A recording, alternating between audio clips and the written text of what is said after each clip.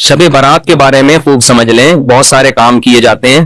اس رات کے بارے میں یہ کہا جاتا ہے عبادت کی فضیلت ہے، ایک بات یہ ہو گئی۔ دوسری بات یہ بتائی جاتی ہے کہ اس رات قبرستان جانا چاہیے۔ تیسری بات یہ بتائی جاتی ہے اس رات تقدیر کے فیصلے ہوتے ہیں۔ چوتھی بات یہ بتائی جاتی ہے اس رات قرآن نازل ہوا ہے۔ پانچویں بات یہ بتائی جاتی ہے کہ اس رات میں پٹاخے وٹاخے، یا چھٹی یہ کہ نہانا دھونا چاہیے۔ ساتویں یہ کہ کوئی میٹھا میٹھا کھانا چاہیے، کھلانا چاہیے، برکت ہوتی ہے اس میں۔ جی پتوں کا، بیری کے پتوں سے نہاتے ہیں لوگ، بیری کے پتوں سے، بیری کے سارے، میں تو بکریاں چرانے جاتا تھا نا، تو بیری کے پتے وہ شب برات سے پہلے شارٹ ہو جاتے تھے، ہم پہلے سے بکریوں کو چرا کے لے آتے تھے، شب برات میں پتے غائب ہو جائیں گے۔ تو ان میں صرف ایک عبادت ایسی ہے جس میں اختلاف ہے۔ جمہور حضرات اس کے قائل ہیں کہ شب برات کی رات میں عبادت کا ثواب دوسری راتوں سے زیادہ ملتا ہے، اور بعض اس کے قائل ہیں کہ عبادت کی بھی کوئی فضیلت نہیں ہے سرے سے۔ دونوں کے دلائل ہیں۔ میں نے اس بارے میں آڈیو بیان ایک ریکارڈ کروایا ہے، آپ گوگل پہ سرچ کر سکتے ہیں، شب برات مفتی طارق مسعود، شب برات کے دلائل، آڈیو بیان ہے۔ اس میں شب برات سے متعلق جتنی حدیثیں ہیں، ایک ایک حدیث کی سند پڑھ کے سنائی ہے ہم نے، ایک ایک حدیث کی سند۔ تو اس میں کوئی ایک حدیث بھی صحیح نہیں ہے۔ ہاں یہ ضرور ہے کہ شب برات کی رات کی عبادت پہ کئی ضعیف حدیثیں ہیں، تو اس لیے محدثین کا اصول ہے کہ جب بہت ساری ضعیف حدیثیں جمع ہوتی ہیں تو درجہ حسن تک پہنچ جاتی۔ اس لیے جمہور اس کے قائل ہیں کہ اس رات عبادت کرنی چاہیے، دوسری راتوں سے اس رات عبادت کا ثواب زیادہ ہے۔ تو کرنے کا کام صرف اور صرف اور صرف عبادت ہے بس۔ قبرستان کے بارے میں حدیث صحیح نہیں ہے۔ اگر فرض کر لو ہے صحیح، تو پوری زندگی نبی ایک بار قبرستان گئے ہیں اور آپ ہر سال جاتے ہو، پھر نبی اکیلے گئے ہیں چپکے سے رات کے اندھیرے میں، آپ جتھے بنا کے جاتے ہو، اور اندھیرے نہیں، وہاں لائٹنگ ہوتی ہے، تو یہ سنت تھوڑی ہے، تو خلاف سنت ہو گیا نا۔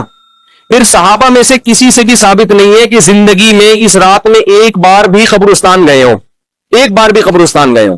تو یہ کیسی سنت ہے جس پر صحابہ نے عمل نہیں کیا۔ نہانا دھونا کسی حدیث سے ثابت نہیں ہے، حلوے مانڈے پٹاخے کسی حدیث سے ثابت نہیں ہے۔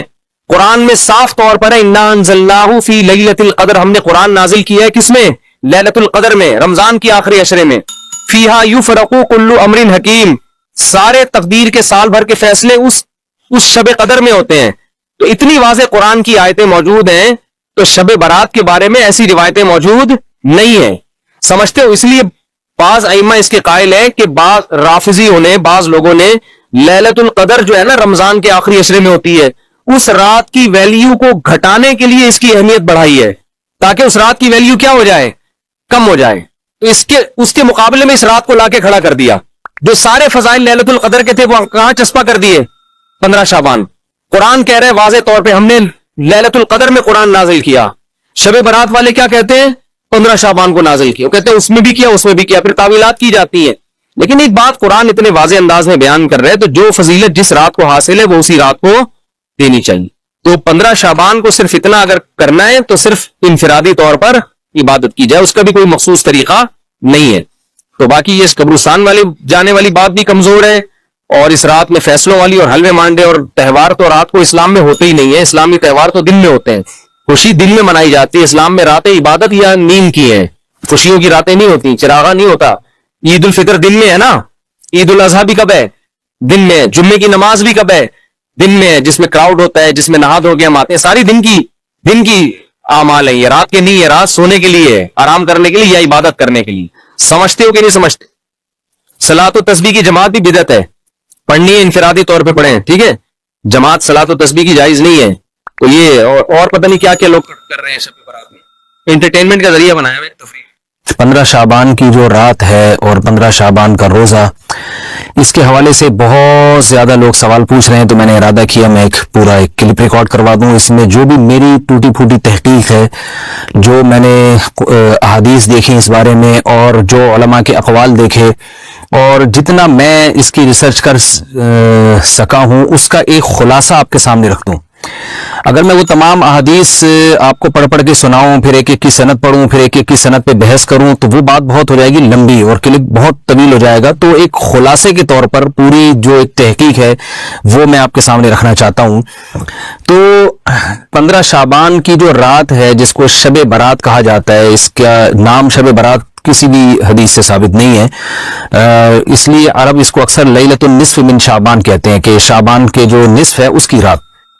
خیر اس کا نام شب برات ہو، اگر اس وجہ سے برات کے اس میں اللہ تعالیٰ کہا جاتا ہے کہ جہنم سے بری کر دیتے ہیں، تو اس وجہ سے کسی نے نام دے دیا ہو تو ایک الگ بات ہے، لیکن اس رات میں ہوتا کیا کیا ہے، لوگ کیا کیا کر رہے ہیں، اس کی کیا شرعی حیثیت ہے، تو میں نمبر وار انشاءاللہ اس کو تفصیل سے بیان کروں گا۔ کچھ چیزیں تو ایسی ہیں جو بالکل ہی غیر ثابت ہیں، ان میں اس رات میں مٹھائی، حلوہ یا مختلف قسم کے حلوے پکا کے لوگوں میں بانٹنا، اور اس رات میں نہا دھو کے تیار ہونا یا اچھے کپڑے پہننا، ان دو چیزوں کو پہلے میں انشاءاللہ بیان کروں گا۔ دیکھیے اسلام میں راتوں کے تہوار کا کوئی تصور نہیں ہے۔ اسلام میں جتنے بھی تہوار ہیں وہ دن کی روشنی میں ہیں۔ عید الفطر، عید الاضحیٰ، یہ ہمارے دو تہوار ہیں جس میں ہم سیلیبریٹ کرتے ہیں ایک دوسرے کو، یہ دن کی روشنی میں ہمیں بتائے گئے ہیں۔ غیر مسلموں کے تہوار رات کو ہوتے ہیں، جیسے عیسائیوں کے تہوار کرسمس آپ دیکھیں رات کو ہوتا ہے۔ تو اس کی وجہ یہ ہے کہ اسلام نے دن کی روشنی میں تہوار رکھے ہیں۔ بہت ساری حکمتیں اس میں ہو سکتی ہیں، پوری حکمتیں تو ہم نہیں جانتے، لیکن کچھ سرسری غور سے کچھ حکمتیں ہمارے سامنے آتی ہیں کہ رات کا وقت ایسی چیز ہے جو اللہ نے عبادت کے لیے بنایا یا آرام کرنے کے لیے، سونے کے لیے بنایا۔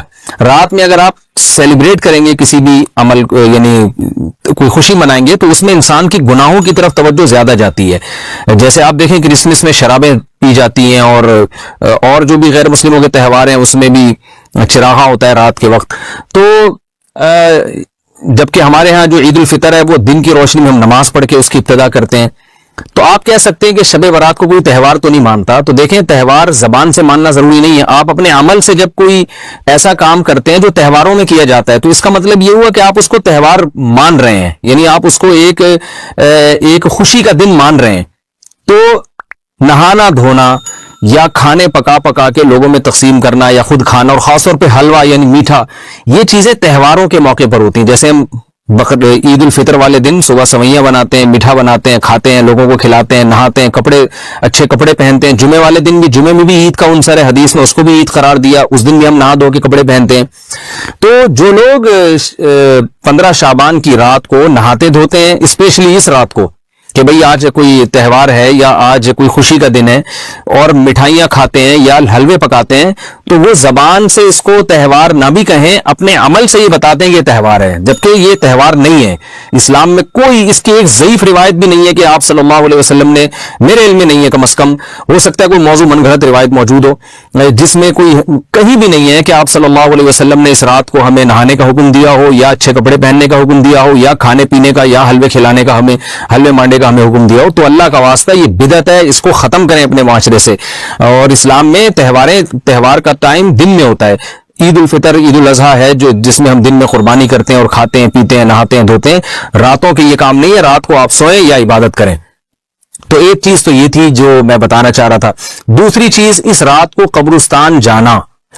دیکھیے اس بارے میں حدیث پیش کی جاتی ہے، مشہور حدیث ہے، لوگ سنتے رہتے ہیں کہ نبی صلی اللہ علیہ وسلم رات کو اٹھے، اور امی عائشہ رضی اللہ تعالیٰ عنہ بھی آپ کے پیچھے چلی گئیں، اور آپ صلی اللہ علیہ وسلم جنت البقیع میں مغفرت کی دعا مانگ کے تشریف لے آئے واپس۔ تو یہ حدیث انتہائی درجے کی ضعیف حدیث ہے، اور ایک تو ضعیف حدیث ہے، دوسری بات یہ کہ اگر ہم تھوڑی دیر کے لیے فرض کر لیں یہ صحیح حدیث ہے، اور ہم کہتے ہیں کہ بھئی نبی صلی اللہ علیہ وسلم نے یہ عمل کیا ہے، تو صحابہ میں سے کسی سے ضعیف حدیث سے بھی ثابت نہیں ہے کہ کوئی اس رات قبرستان گئے ہوں۔ حضرت ابو بکر کے بارے میں کوئی روایت نہیں ملتی کہ اس رات قبرستان گئے ہوں، حضرت عمر کے بارے میں کوئی روایت نہیں ملتی، یہ کسی ایک صحابی کے بارے میں نہیں۔ تو آپ مجھے بتائیں کہ یہ کیسی سنت ہے کہ جو صحابہ کی سمجھ میں نہیں آئی اور ہماری سمجھ میں آ گئی ہے؟ تو مشرکین مکہ یہ کہا کرتے تھے لو کان خیرا ما سبقونا الیہ، قرآن مجید کی آیت ہے کہ اگر یہ اسلام میں کوئی خیر ہوتی تو یہ صحابہ ہم سے پہل نہ کرتے، یہ صحابہ نے ہم سے پہل کیا ہے، اس کا مطلب ہے یہ اسلام خیر کا کام نہیں ہے۔ تو مشرکین کو صحابہ سے چونکہ نفرت تھی، اس لیے کہتے تھے کہ یہ چونکہ اسلام کو فالو کر رہے ہیں تو یہ اس کی علامت ہے کہ اسلام خیر نہیں ہے، کیونکہ خیر میں تو ہم صحابہ سے آگے ہوتے ہیں، اپنے بارے میں ان کا یہ اس خوش فہمی میں مبتلا تھے وہ۔ لیکن ہماری رائے کیا ہے؟ ہم یہ کہتے ہیں کہ لو کان خیرا لسبقونا الیہ، وہ کہتے تھے لا سبقونا، ہم کہتے ہیں لسبقونا، کہ اگر کوئی بھی خیر کا کام ہے تو صحابہ ہم سے ضرور اس میں پہل کریں گے. یہ ہو نہیں سکتا کہ خیر کا کام ہم کریں اور صحابہ نے نہ کیا ہو. تو اسی طرح میں یہ عرض کرتا ہوں کہ دیکھیں اگر قبرستان جانا اس رات میں سنت عمل ہوتا تو صحابہ یقیناً جایا کرتے.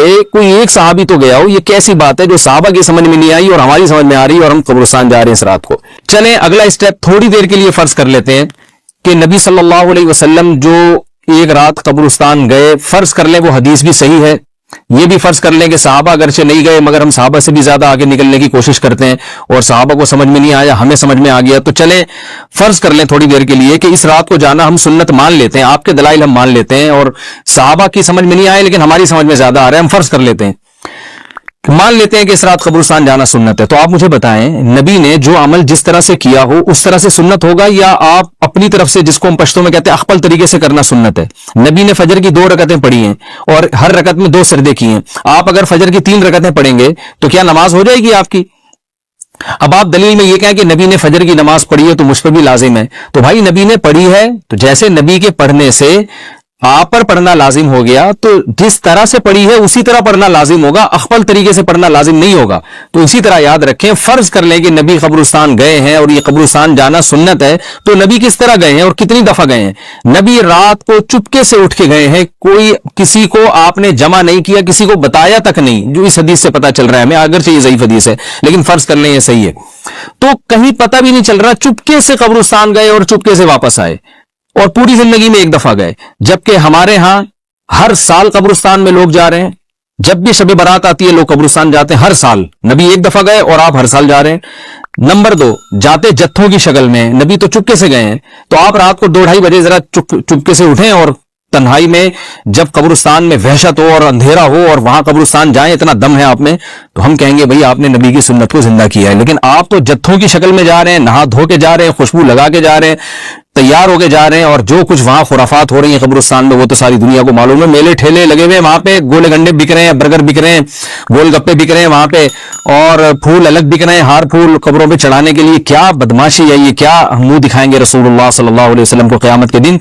آپ کے سامنے کیا وہ حدیث نہیں ہے کہ نبی صلی اللہ علیہ وسلم نے فرمایا کہ روایت میں آتا ہے کہ کچھ لوگ قرب میدان حشر میں آئیں گے تو ان کے چہرے ایسے ہوں گے جیسے میری امت کے چہرے ہوتے ہیں, میری امت کی شکل ہوتی ہے. حدیث کا مفہوم میں بیان کر رہا ہوں.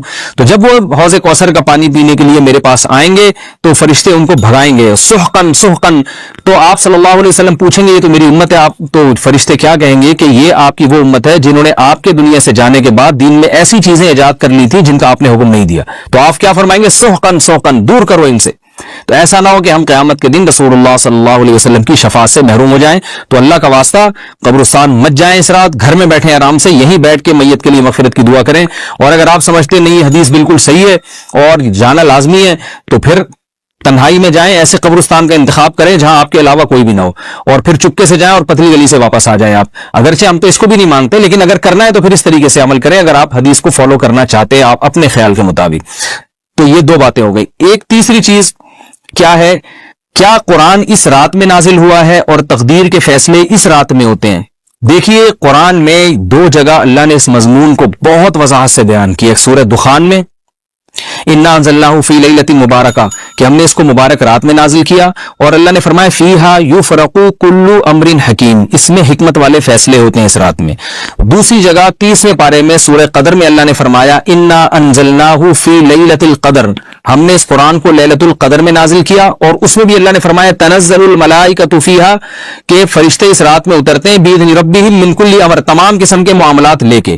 تو یہاں بھی اللہ بتا رہے ہیں کہ جو 1 سال کے فیصلے جس رات میں ہوتے ہیں اور فرشتوں کے حوالے کیے جاتے ہیں وہ رات اور قرآن کے نازل ہونے والی رات ایک ہی ہے, یہ الگ الگ راتیں نہیں ہیں. اور سورہ قدر میں اللہ نے فرما دیا واضح لفظوں میں کہ وہ لیلۃ القدر کی رات ہے.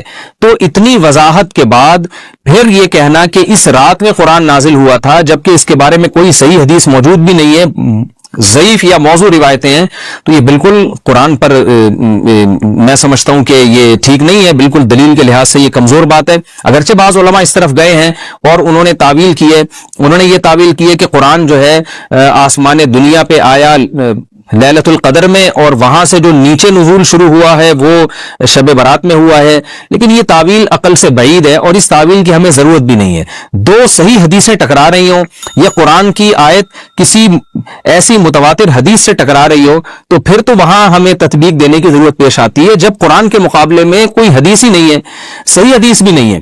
حالانکہ قرآن کے مقابلے میں تو فقہا کہتے ہیں کہ اگر صحیح حدیث بھی ہو، متواتر نہ ہو، صحیح حدیث بھی ہو تو وہ بھی ظنی ہوتی ہے، تو اس حدیث کو رد کیا جائے گا، قرآن میں تعویل نہیں کی جائے گی۔ لیکن یہاں تو صحیح حدیث بھی نہیں ہے، یہاں تو ایک ضعیف روایت ہے اور ضعیف اقوال ہیں، آپ اس کو کیسے قرآن کے مقابلے میں لا سکتے ہیں؟ تو جو بالکل بے غبار بات ہے وہ یہی ہے کہ اللہ تعالیٰ نے قرآن مجید کو لیلۃ القدر میں نازل کیا، جو رمضان کے آخری عشرے میں ہوتی ہے، اور اسی لیلۃ القدر میں فیصلے بھی ہوتے ہیں، اور بعض لوگ کہتے ہیں اس میں حرج کیا ہے کہ ہم 15 شعبان کو بھی فرض کر لیں، اس میں قرآن نازل ہوا اور لیلۃ القدر میں بھی، بھائی اس سے لیلۃ القدر کی ویلیو کم ہوتی ہے۔ اللہ تو لیلۃ القدر کی ویلیو بڑھا رہے ہیں کہ یہ ایسی رات ہے جس میں ایک سال کے فیصلے بھی کر دیے جاتے ہیں اور اس میں قرآن مجید کا نزول بھی شروع ہوا، تو جس رات کو اللہ نے جو پروٹوکول دیا ہے وہی پروٹوکول اس کو دینا چاہیے، آپ اس کو کسی اور رات کو نہ دیں وہ پروٹوکول۔ تو یہ تیسرا مسئلہ ہوا۔ پہلا مسئلہ حلوے مانڈے کا اور نہانے دھونے کا، وہ بھی غلط ہے۔ دوسرا مسئلہ قبرستان جانے کا، وہ بھی ٹھیک نہیں ہے۔ تیسرا مسئلہ کہ اس رات میں قرآن نازل ہوا اور فیصلے ہوتے ہیں، یہ تیسری بات بھی غلط ہے، نہ تو اس رات میں قرآن نازل ہوا اور نہ اس رات میں فیصلے ہوتے ہیں۔ چوتھی چیز کہ کیا اس رات کی میں عبادت کی کوئی فضیلت ہے سرے سے یا نہیں ہے، یہ ایک علمی مسئلہ ہے۔ تو اس بارے میں خوب اچھی طرح سمجھ لیں کہ اس بارے میں جتنی بھی احادیث ہیں جو اس رات کی فضیلت کے بارے میں ہے کہ بنو کلب کی بکریوں کے برابر مغفرت ہوتی ہے اور بکریوں کے بالوں کے برابر، اور یا جو بھی اس بارے میں روایات ہیں کہ سب کی بخشش ہو جاتی ہے سوائے اس شخص کے جو کسی کے دل میں کینہ رکھتا ہے، تو یہ جتنی اس رات کی فضیلت میں احادیث ہیں، تو ایک بات تو خوب اچھی طرح سمجھ لیں، اس پر تمام محدثین کا، جہاں تک میں نے دیکھا ہے، تمام محدثین کا اتفاق ہے کہ اس کی فضیلت میں صحیح حدیث ایک بھی نہیں ہے، اس رات کی فضیلت میں ایک بھی صحیح حدیث موجود نہیں ہے۔ لیکن ضعیف روایتیں اتنی کثرت سے ہیں کہ ایک الگ محدثین کا اصول ہے کہ جب ضعیف روایتیں کی سندیں زیادہ ہو جائیں تو وہ حسن بن جاتی ہے، یعنی قابل قبول ہو جاتی ہے وہ، کیونکہ بہت ساری کمزور چیزیں مل کے اس میں کچھ قوت پیدا کر دیتی ہیں۔ تو اب جن علماء نے احادیث کے ضعف کی طرف دیکھا کہ ایک بھی صحیح روایت نہیں ہے، انہوں نے اس رات کا بالکل انکار کر دیا کہ اس رات کی سرے سے کوئی فضیلت نہیں ہے۔ لیکن جن علماء نے اصول حدیث کی طرف دیکھا اور فقہ کے ایک اصول کی طرف دیکھا کہ کثرت روایات درجہ حسن تک پہنچ جاتی ہیں، ضعیف روایات، تو انہوں نے کہا کہ بالکل اس رات کی فضیلت کا انکار ہی سرے سے کر دینا یہ غلط ہے۔ تو جمہور اس طرف گئے ہیں کہ اس رات کی فضیلت کا بالکل انکار کر دینا یا اس کی عبادت کی فضیلت کا بالکل انکار کر دینا یہ ٹھیک نہیں ہے۔ لیکن کچھ علماء، وہ بھی بڑے محقق علماء ہیں، وہ اس طرف گئے ہیں کہ اس رات کی سرے سے کوئی فضیلت اسلام میں ہے ہی نہیں۔ اب میں دونوں طرف کے علماء کا کچھ تھوڑا سا تجزیہ پیش کرتا ہوں۔ تو جو علماء یہ کہتے ہیں کہ اس رات کی فضیلت ہے اور فضیلت میں کثرت سے روایات ہیں اور اس میں بڑے بڑے علماء داخل ہیں، امام شافعی رحمہ اللہ تعالی جیسے مجتہد بھی ہیں جو اس رات کی فضیلت کے قائل ہیں۔ باقی ائمہ سے مجھے جو ہے نا امام ابو حنیفہ سے کچھ نہیں ملا اس رات کی فضیلت کے بارے میں، اور امام احمد ابن حنبل سے بھی مختلف روایات ملی ہیں، اس لیے میں جزم سے کسی اور امام کے بارے میں نہیں کہہ سکتا، لیکن امام شافعی سے بہرحال اس کی فضیلت صراحتاً منقول ہے، اگرچہ انہوں نے بھی اعتراف کیا ہے کہ اس کی روایات کے بارے میں جتنی اس بارے میں روایات ہیں وہ ضعیف ہیں، لیکن وہی ایک اصول ہے کہ جب ضعیف روایات بہت کثرت سے ہوتی ہیں تو درجہ حسن تک پہنچ جاتی ہیں۔ تو اس اصول کے تحت جمہور اس کے قائل ہیں کہ اس رات میں عبادت اگر ہم کرتے ہیں تو دوسری راتوں کی نسبت ہمیں ثواب زیادہ ملتا ہے۔ لیکن جو بعض دوسرے علماء جو بالکل ہی اس رات کی فضیلت کے منکر ہیں، ان کے دلائل میں یہ ہے کہ یہ بات اگرچہ درست ہے کہ اگر ضعیف روایات کثرت سے ہوں تو وہ درجہ حسن تک پہنچ جاتی ہیں، لیکن وہ کہتے ہیں کہ کچھ قرائن ایسے ہیں جن قرائن سے پتہ چلتا ہے کہ جو ہے ان قرائن کو اگر سامنے رکھا جائے تو وہ ان کی رائے یہ ہے کہ پھر ان کا خیال یہ ہے کہ ان کا رجحان اس طرف ہے کہ اس رات کی سرے سے کوئی فضیلت نہیں ہے۔ ان قرائن میں ایک چیز یہ بھی ہے کہ اس کے بارے میں جو روایات ہیں ان میں بہت زیادہ ثواب کی بشارت سنائی گئی ہے۔ تو بعض محدثین کا یہ اصول ہے کہ کسی رات عبادت کے بارے میں یا کسی خاص عمل کے بارے میں بہت زیادہ کہیں غلو ہوتا ہے یا مبالغہ ہوتا ہے، غلو تو نہیں کہہ سکتے، تو یہ خود ایک اس طرف اشارہ ہوتا ہے کہ یہ ایک ذوف ہے، اگرچہ یہ کوئی اتنی مضبوط بات نہیں ہے، لیکن بہرحال جو علماء اس کی فضیلت کے بالکل منکر ہیں ان کی ایک دلیل میں آپ کے سامنے پیش کر رہا ہوں۔ دوسری بات یہ ہے کہ جو علماء اس کی فضیلت کے بالکل بھی قائل نہیں ہیں، ان کی ایک بڑی دلیل یہ بھی ہے، جن میں ہمارے شیخ حضرت مفتی رشید احمد صاحب رحمہ اللہ تعالیٰ بھی تھے، اگرچہ انہوں نے اس بارے میں کوئی صراحتاً فتویٰ نہیں دیا، لیکن وہ یہ اشکال ظاہر کیا کرتے تھے کہ شریعت میں جب بھی کسی وقت کی یا کسی خاص رات کی کوئی فضیلت آتی ہے تو اللہ تعالیٰ اس کو جو ہے وہ اس کا صحیح ٹائم نہیں بتاتے، بلکہ اس میں اختلاف ڈال دیتے ہیں۔ اس کی مثال ایسے جیسے جمعے کے دن حدیث میں آتا ہے کہ ایک وقت جمعے میں ایسا آتا ہے جس میں دعا لازمی قبول ہوتی ہے، اب ظاہر ہے وہ بڑا فضیلت کا وقت ہے، تو وہ وقت ہمیں متعین طور پہ بتایا نہیں گیا ہے، اس لیے علماء کا اس میں اختلاف ہوا، بعض نے کہا عصر کے بعد، بعض نے کہا کہ 2 خطبوں کے درمیان۔ لیلۃ القدر کو دیکھ لیں، لیلۃ القدر کی فضیلت میں قرآن بھی ہے، بہت ساری احادیث ہیں، لیکن لیلۃ القدر کی رات ہے کون سی یہ اللہ نے اس میں ابہام ڈال دیا۔ طاق راتوں میں 21 بھی ہو سکتی ہے، 23 بھی ہو سکتی ہے، بعض بلکہ حدیث سے 22ویں رات کا بھی ہونا ثابت ہے، زیادہ امکان 27ویں رات کا ہوتا ہے، تو وہ متعین نہیں ہے۔ تو جو علماء کہتے ہیں اس کی سرے سے کوئی فضیلت ہی نہیں ہے، ان کا رجحان وہ ان کی ایک یوں سمجھیں کہ دلیل تو نہیں لیکن ایک استیناس کہتے ہیں اس کو، کہ اس سے ان کے اس نظریے کو تقویت ملتی ہے کہ اگر یہ اس کی اتنی زیادہ فضیلت ہے تو اس کی تعیین میں اختلاف بالکل بھی نہیں ہے، تو یہ وہ کہتے ہیں کہ یہ مزاج شریعت کے خلاف ہے۔ اور تعیین میں اختلاف ہوتا کیوں ہے؟ علماء نے بیان کیا اگر لیلۃ القدر کو متعین طور پہ بیان کر دیا جاتا نا کہ یہی لیلۃ القدر ہے تو بہت ساری اس میں جو ہے نا حکمتیں فوت ہو جاتی، جن میں ایک یہ بھی کہ اس رات میں جہاں عبادت کا ثواب بہت ہے، گناہ کا عذاب بھی بہت ہے، پھر اگر اس رات میں کوئی گناہ کرتا تو وہ اللہ کے عذاب سے نہ بچ پاتا، کیونکہ وہ اللہ متعین کر دیا کہ یہ لیلۃ القدر ہے، تو کیسے تم اس میں گناہ کر رہے ہو؟ اب معاملہ اللہ نے مبہم رکھ دیا کہ بھئی یہ بھی ہو سکتی ہے تو اگلے دن بھی ہو سکتی ہے، اور ایک فائدہ یہ بھی اس میں رکھا متعین نہ کرنے میں کہ لیلۃ القدر انہی کو ملے جو تلاش کریں، جو پورا عشرہ جاگیں گے ان کو لیلۃ القدر ملے گی۔ اگر اللہ اسپیسیفک دن بتا دیتا کہ 21ویں ہے، 23ویں ہے یا 25ویں ہے یا 22ویں ہے تو بہت سارے لوگوں کو لیلۃ القدر مل جاتی، تو اللہ نے جو مبہم رکھا ہے نا، تو ایک رات کی فضیلت اللہ نے بڑھا دی مگر اس کی تعیین میں ابہام پیدا کر دیا تاکہ جو پورا عشرہ جاگے گا اسی کو لیلۃ القدر ملے گی، اس کے علاوہ ہر آدمی کو نہ ملے۔ وہ ایک اللہ کی ایک حکمت ہو سکتی ہے اس میں۔ تو یہ 2 حکمتیں ہیں کہ اس میں گناہ اگر کوئی کرے تو اس پر عذاب نہ آ جائے، کیونکہ اگر متعین کر دیا جائے گا تو پھر گناہ کیسے تم کر رہے ہو اس رات میں، تو اللہ نے اس میں بھی بھام پیدا کر دیا۔ جو گناہ کرنے والا ہے اگرچہ وہ بڑا گناہ گار ہے اس رات میں، چاہے وہ رمضان کا آخری عشرے میں کسی رات میں بھی گناہ کرتا ہے، لیکن کم از کم اتنا عذر تو ہے کہ اس کو کیا پتا تھا کہ یہ آج لیلۃ القدر ہوگی۔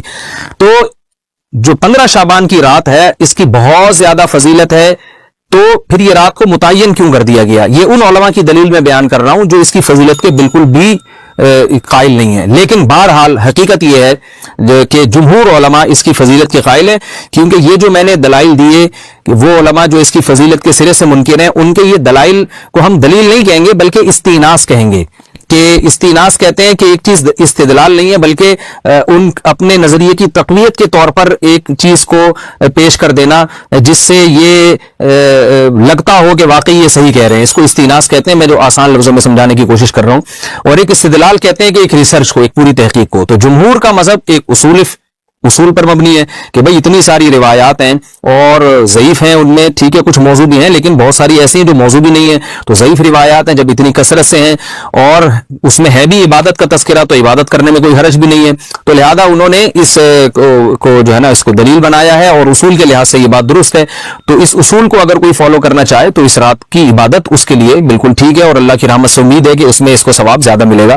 تو جمہور ایک طرف ہیں اور بعض علماء دوسری طرف ہیں۔ تو یہ میں نے صرف اس لیے بیان کر دیا کہ اس رات کی فضیلت میں اتفاق نہیں ہے بلکہ مختلف فی ہے، مجتہد فی ہے، اختلاف رائے اس میں ہو سکتا ہے۔ تو اگر کوئی عالم اس رات کی فضیلت کا بالکل ہی انکار کرے اور ان علماء کا بھی احترام کرے جو اس رات کی فضیلت کے قائل ہیں، تو پھر اس عالم پر رد کرنے کا حق نہیں ہے۔ دوبارہ میں اپنی بات کو ریپیٹ کرتا ہوں، اگر کوئی عالم یہ کہے کہ اس رات کی سرے سے کوئی فضیلت نہیں ہے تو اس عالم پر طعن و تشنیع جائز نہیں ہے، کیونکہ ان کے بھی کچھ نہ کچھ استدلالات ہیں۔ ہاں اگر کوئی عالم اس رات کی فضیلت کا انکار کر کے جمہور کے مذہب کو बिल्कुल गलत करार दें और इसको, इस अमल को, यहाँ इस रात की इबादत को बिल्कुल बिदअत करार दें, और जो इस रात में इबादत कर रहे हैं या इसकी फजीलत के कायल हैं उनको बिदअत ही करार दें, तो ये गुलू हो जाएगा, ये ज्यादती हो जाएगा, ज्यादती हो जाएगी, जो कि बिल्कुल गलत है। क्योंकि जब दोनों तरफ दलाइल हैं तो एतदाल वाली राय इख्तियार करनी चाहिए, और किसी एक तरफ बहुत ज्यादा झुकाव या किसी एक को 100% गलत करार दे देना, बिदअती करार दे देना, ये दुरुस्त नहीं है। तो हमारी कौम में एक मिजाज है कि बस अपनी राय को मुसल्लत करते हैं और दूसरे की राय को मानते ही नहीं। तो आवाम के लिए क्या है, लोग कहते हैं मुफ्ती साहब कंफ्यूज कर दिया आपने, तो लटका के छोड़ दिया हमें। वही मैं कंफ्यूज नहीं कर रहा, आवाम जमहूर के मजहब को फॉलो करेगी। जमहूर में बड़े बड़े उलमा हैं, वो इसकी फजीलत के कायल हैं, और वो इसके कायल हैं कि इस रात में इबादत करनी चाहिए, तो आप जमहूर के मजहब को फॉलो कर सकते हैं। तो अब ये बात तो हो गई, जमहूर का मजहब मैंने आपको बताया कि वो इस रात में फजीलत के कायल हैं कि इस रात में इबादत करनी चाहिए। लेकिन कैसे करनी चाहिए, इस पर तमाम उलमा का इत्तिफाक है कि मस्जिद में जत्थे बना के जाना या इज्तिमाई इबादत करना ये बिल्कुल बिदअत है, बिल्कुल नाजायज है। इसी तरह कोई मखसूस किस्म की नमाज पढ़ना कि पहली रकत में ये वाली सूरत, तो दूसरी में ये वाली सूरत, तो तीसरी में ये वाली सूरत, ये बिल्कुल बिदअत है। सलातुत तस्बीह की जमातें बिदअत हैं। तो एक ही रास्ता है आपके पास, आप इबादत करना चाहते हैं तो इनफिरादी तौर पर ऐसे इबादत करें जैसे आम दिनों में आप इबादत करते हैं, ये वैसे ही नमाज पढ़ें जैसे आम दिनों में नमाज पढ़ते हैं। कोई मखसूस सूरतें, मखसूस रकतें नहीं है।